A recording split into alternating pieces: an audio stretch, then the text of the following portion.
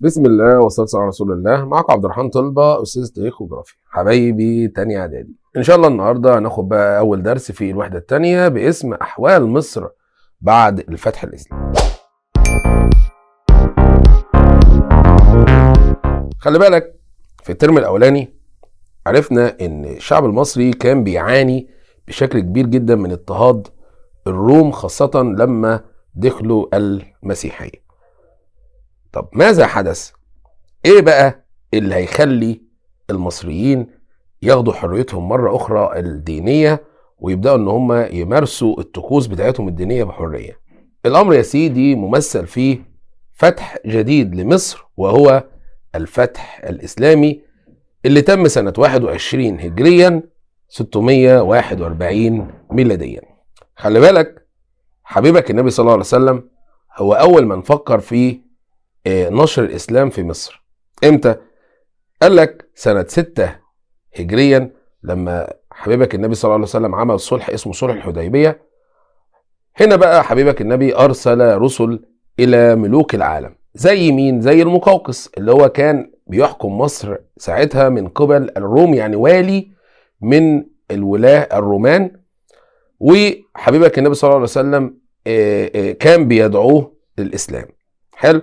فالبداية في نشر الإسلام في مصر من أيام حبيبك النبي صلى الله عليه وسلم.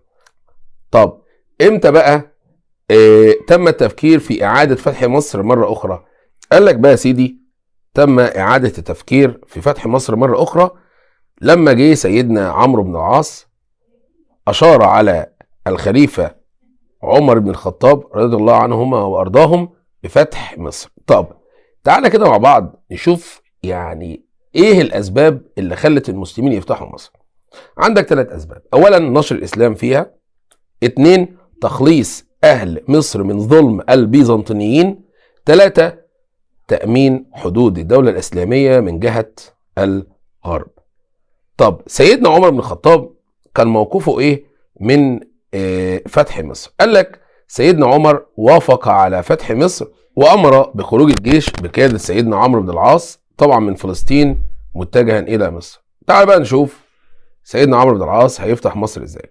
قال لك الجيش المسلمين قدر ان هو ينجح في فتح المدن المصرية من مدينة العريش شرقا حتى مدينة الاسكندرية غربا. ولو انت ركزت على الخريطة هتلاقي مسيرة الجيش عبارة عن ان هو دخل او طلع من مدينة اسمها قيصرية في فلسطين، وبعد كده دخل على العريش، ثم الفرمة، ثم بلبيس، ثم ام دانين، بعد ذلك حصن بابليون، ثم بعد ذلك دمنهور، واخرا وصل الى مدينة الاسكندرية. طب لما سيدنا عمرو بن العاص دخل مدينة اسكندرية ماذا حدث؟ قال لك عمل مع المقوقس صلح، اللي هو كان الحاكم اللي موجود في مصر ساعتها. سموا الصلح ده بصلح الاسكندرية. تعال بقى نشوف مع بعض بنود الصلح او شروط الصلح. عندي كام شرط؟ عندي 5 شروط. 1 ان تعقد هدنة مدتها 11 شهرا لا يقوم احد الطرفين خلالها باي عمل حربي ضد الاخر، يعني 11 شهر سلام، مفيش اي حد يضرب التاني. 2 ان يتم ترحيل الحامية الرومية عن طريق البحر، ويحمل الجنود معهم متاعهم واموالهم وهم امنون على ذلك، يعني الحامية الرومية اللي هو الجيش الروماني يمشي عن طريق المية، والجنود يشيلوا معاهم الحاجات بتاعتهم وفلوسهم وهم آمنون، يعني محدش يمسهم أو يضرهم. رقم 3 ألا يعود الروم لمصر ثانية أو يحاولوا استردادها، يعني محدش نشوف وشه هنا تاني. رقم 4 ألا يتعرض المسلمون للكنائس بسوء، محدش من المسلمين يعني يحرق كنيسة او يعمل اي حاجة في كنيسة. طبعا ده يعني عكس طبعا مين؟ عكس الروم والفرس اللي هم احتلوا مصر، طبعا كان بيبهدلوا الدنيا. اخر بقى شرط ان يبقى اليهود في مدينة الاسكندرية. طب ما النتائج المترتبة على هذا الصلح؟ قال لك مصر تحولت من ولاية بيزنطية مضطهدة دينيا الى ولاية اسلامية كان لها دور كبير جدا في بناء الحضارة الإسلامية، وعمرو بن العاص رضي الله عنه وأرضاه أصبح أول والي في مصر. بس في نقطة بقى يا سيدي، الشروط بتاعت الصلح نستنتج منها شوية حاجات كده مهمة قوي. قال لك ان الصلح ده ضمن حقوق عديدة من الفئات، زي الجنود الروم، زي المسيحيين، زي اليهود. والصلح ده أكد على مبدأ مهم جدا، وهو الحرية الدينية واحترام الآخرين. طب بعد ما سيدنا عمرو بن العاص رضي الله عنه وارضاه فتح مدينة الإسكندرية وعمل الصلح، قال لك اتجه بعد ذلك نحو جنوب مصر وقام بفتح جنوب مصر. زي ما الخريطة عندك كده هتلاقي السهم نزل بقى تحت الفيوم وسوهاج وقنا وأسوان لغاية طبعا ما وصل على الحدود بتاعة السودان. ننتقل بقى لتاني جزء عندي، وهو الملامح الحضارية في مصر خلال عصر الولاة. هنعرف ايه هنا؟ قال لك هنعرف الملامح بتاعة نظام الحكم والقضاء والحياة الاقتصادية والعلمية، وآخرا العمارة.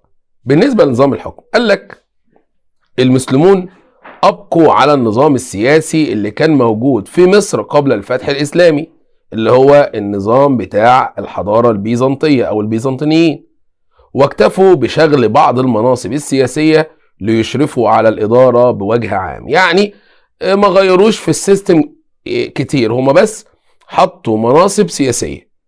زي مين؟ زي الوالي، زي صاحب الشرطة، زي القاضي. فمن هنا ظهر بقى نظام جديد وهو عصر الولاة.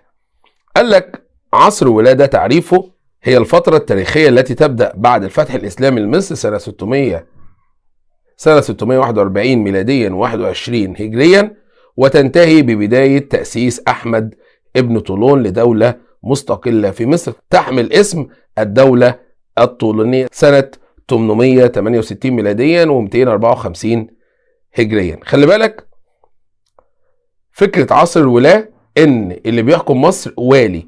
الفترة اللي هي تواجدت فيها عصر الولاة ممثلة في الخلافة الراشدة والخلافة الأموية والخلافة العباسية الأولى. فلذلك قال لك ايه بقى سيدي؟ الولاة في عصر الخلفاء الراشدين والأموية وبني العباس اللي هو العباس الأول، كان الخلفاء بيقومون بتعيين الوالي من العرب. اللي كان بيعين الوالي الخليفة، وكان عربي، وكان الوالي ده بيقيم في دار الإمارة، كان بيعيش في زي قصر الرئاسة كده. وطبعا أشهر دار إمارة تم إنشائها كان سيدنا عمرو بن العاص لما أنشأ دار إمارة في مدينة الفسطاط. طب في العصر بقى العباسي الثاني، لما الخلفاء العباسيين كانوا ضعفاء، قال لك الخليفة كان بيعين الوالي بس مش عربي، بيعينوهم من الفرس والأتراك. يبقى مع ضعف الخلفاء في العصر العباسي الثاني بدأوا يعينوا ولاة من الفرس والأتراك، وكان بيعينوهم ويغيروهم في مدة قصيرة. يعني الوالي ممكن مثلا يقعد سنة 2 وبعد كده يتشال. نروح بقى لتاني شخص في نظام الحكم وهو صاحب الشرطة. قال لك صاحب الشرطة ده اللي كان بيعينه يا إما الوالي يا إما الخليفة. يبقى صاحب الشرطة كان الوالي بيعينه، وأحيانا كان الخليفة بيتدخل في اختياره. طب ليه بقى يا سيدي الخليفة كان بيتدخل في اختيار صاحب الشرطة؟ قال لك لأن صاحب الشرطة ده لما يكون الوالي مش موجود كان هو اللي بينوب عن الوالي في أداء مهامه، ولذلك أحيانا الخليفة كان بيختار صاحب الشرطة. طب صاحب الشرطة مهمته إيه؟ قال لك بيحافظ على الأمن الداخلي، بيمنع وقوع الجرائم والقبض طبعا على الجناه، زائد ان هو بينفذ العقوبات اللي القاضي بيحكم بيها. وبما اننا بقى بنتكلم على تنفيذ العقوبات نروح الى القضاء. قال لك القضاء ده كان نظام اداري وضعه العرب بمصر بعد الفتح الاسلامي، وكان بيقوم على اساس الشريعة الاسلامية. طب غير المسلمين قال لك كان ليهم قضاء خاص بهم، بس في نقطة، كان في بعض الغير مسلمين كان بيروحوا طبعا الى القاضي المسلم. طب القاضي ده مين اللي بيعينه؟ قال لك كان الخليفة هو الذي يقوم بتعيين القاضي. وقال لك كانت المجالس بتاعة القضاء بتعقد عادة في جامع عمرو بن العاص اللي هو الجامع الكبير. وطبعا كانت وظيفة القاضي ديت من الوظائف المهمة جدا او السامية اللي كانت بتحاط بالهيبة. نروح بقى لثالث حياة عندي وهي الحياة الاقتصادية. وطبعا الحياة الاقتصادية ممثلة في الزراعة والصناعة والتجارة. بالنسبة للزراعة قال لك المسلمون اهتموا بالزراعة والري. ايه دليلي؟ عندك حاجتين، عندك حاجة في عهد سيدنا عمرو بن العاص، وعندك حاجة تانية في عهد الأمويين والعباسيين. في عهد سيدنا عمرو بن العاص قال لك قام بإنشاء مقياس على نهر النيل، والمقياس ده يا سيدي هو بناء كده حجري زي ما انت شايف في الصورة، على ضوء البناء ده بيحددوا مستوى نهر النيل، وعلى أساسه يبدأوا يفرضوا بقى الضرايب. لو المية كتير يبقى الضرايب كتيرة، لو المية قليلة تبقى الضرايب قليلة. وطبعا المقياس ده يبين مدى العدل اللي كان سيدنا عمرو بن العاص بيحققه. نروح بقى للأمويين والعباسيين، قال لك اهتموا بتوسيع رقعة الأرض الزراعية، يعني بدأوا يزرعوا كتير وكانوا بيحفروا الترع والقنوات. أما بقى للجانب الآخر هو الصناعة، قال لك ازدهرت الصناعة في عصر الولاة خاصة في عهد الدولة الأموية. اهتموا بنوعين من الصناعة، صناعة السفن الحربية وصناعة النسيج والتطريز. بالنسبة للسفن الحربية كان الخليفة الأموي معاوية ابن أبي سفيان قام بإنشاء دار لصناعة السفن، يعني مكان زي مصنع كده. بناها فين؟ قال لك بناها في الشام في مدينة عكا، وجاب خبراء مصريين علشان يستفاد منهم في صناعة هذه السفن. أما بقى صناعة النسيج والتطريز قال لك قبل الدولة الأموية كانت الثياب المصرية مزينة بالتطريز البيزنطي، يعني الرسومات والحاجات اللي المصريين كانوا بيلبسوها كانت واخدة شكل بيزنطي، لغاية لما جه الخليفة الأموي عبد الملك ابن مروان. عمل ايه؟ قال يا جماعة عايزين الكتابة اللي تكون مكتوبة أو التطريز اللي موجود على الملابس يكون باللغة العربية، فكان بيتم تزيين المنسوجات الكتانية بزخارف طبعا من الحرير. خلي بالك بقى يا سيدي، الزراعة لما تزدهر والصناعة لما تزدهر الطبيعي التجارة تزدهر. فقال لك التجارة ازدهرت في عصر الولاة بما تفسر. ليه؟ قال لك طبعا لأن سيدنا عمرو بن العاص أعاد حفر قناة كانت بتربط بين نهر النيل والبحر الأحمر، اللي هي كانت اسمها قناة سيزستوريس أيام الفراعنة، وأيام الدولة البيزنطية كانت اسمها قناة طرجان، تحولت بعد ذلك إلى قناة اسمها خليج أمير المؤمنين. طب خليج أمير المؤمنين لما تم إعادة حفرها ماذا حدث؟ ما النتائج؟ قال لك أدى ذلك إلى تنشيط التجارة بين مصر وبلاد الحجاز. طب ايه الاسباب التانية لازدهار التجارة؟ طبعا ازدهار الزراعة وازدهار الصناعة. رابع حياة عندي بقى هي الحياة العلمية. قال لك لما تم فتح الاسلام لمصر كثير من الصحابة وفدوا الى مصر، يعني جاءوا الى مصر وقاموا بتعليم الشعب المصري اصول الدين الاسلامي.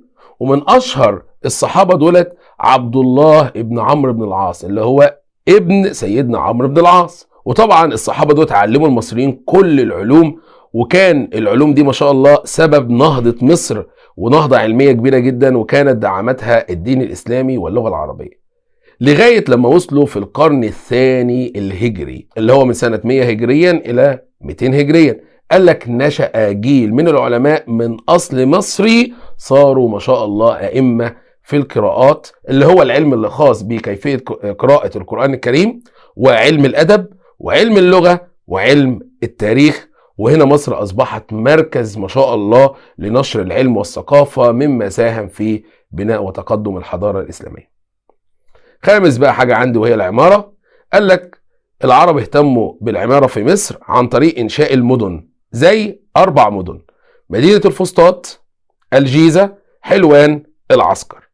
الفسطاط والجيزة اللي بناها سيدنا عمرو بن العاص رضي الله عنه وارضاه، حلوان اللي بناها الأمويون، العسكر اللي بناها العباسيون. يبقى افتكر بالله عليك، حلوان أمويين، حلوان نون، أمويين نون، عسكر سين، عباسيين، عسكر عباسيين. تعال بقى نشوف مدينة فسطاط دي مع بعض. قال لك بناها سيدنا عمرو بن العاص لتكون عاصمة لمصر بديلا من الاسكندرية، لان طبعا الاسكندرية كانت موجودة على البحر المتوسط، اما الفسطاط جوه في قلب مصر. وقال لك فضلت عاصمة مصر لمدة طويلة جدا خلال عصر الخلفاء الراشدين وعصر الخلافة الأموية. اما بقى المدينة التانية اللي هي مدينة العسكر اللي اتبنت في العصر العباسي، هنا اصبحت عاصمة جديدة لمصر. اما بقى الجزء الاخر في العمارة وهو المساجد. طبعا سيدنا عمرو بن العاص بنى اول جامع في مصر في مدينه الفسطاط، واللي كان معروف باسمه اللي هو مسجد عمرو بن العاص. والمسجد ده ما شاء الله من اكبر المساجد في قاره افريقيا، وكان مسجد ومدرسه دينيه ومدرسه علميه ومركز للقضاء. نقطه بقى مهمه بالنسبه لمدينه الفسطاط، كان في موقف كده جميل جدا في التاريخ الاسلامي يبين رحمه القائد او سيدنا عمرو بن العاص. قال لك لما سيدنا عمرو بن العاص نصب خيمته خارج اسوار حصن بابليون، لما عمل الخيمه بتاعته لما كان بيحاصر حصن بابليون، قال لك وعند توجهه نحو الاسكندريه، خلاص بقى خلص حصن بابليون ورايح على مدينه الاسكندريه، امر بازاله خيمته. فالجنود رايحين يشيلوا الخيمه لقوا يمامه قد بنت عشها ووضعت بيضها فوق الخيمه. فسيدنا عمرو بن العاص امر جنوده ان هم يسيبوا الخيمه، وخد بعضه بقى يا سيدي عشان يكمل بقى فتوحاته، وراح اسكندريه وعمل صلح الاسكندريه والكلام احنا عارفينه. وهو راجع بقى لقى اليمامه ما شاء الله خدت اطفالها وطارت. فهنا بقى يا سيدي امر ببناء عاصمه جديده لمصر في نفس المكان بتاع الخيمه دي، وسمى المكان ده الفسطاط، والفسطاط معناه باللغه العربيه الخيمه. وبكده اكون الحمد لله تعالى خلصت الدرس بتاع النهارده. وما تنسوش بقى طبعا اللايك والكومنتات والشير الكتير بقى للفيديو، علشان طبعا الخير يعم ليكم والاخرين، والدال على الخير كفاعله. وفي الختام سبحانك اللهم وبحمدك اشهد ان لا اله الا انت استغفرك واتوب اليك، والسلام عليكم ورحمه الله وبركاته.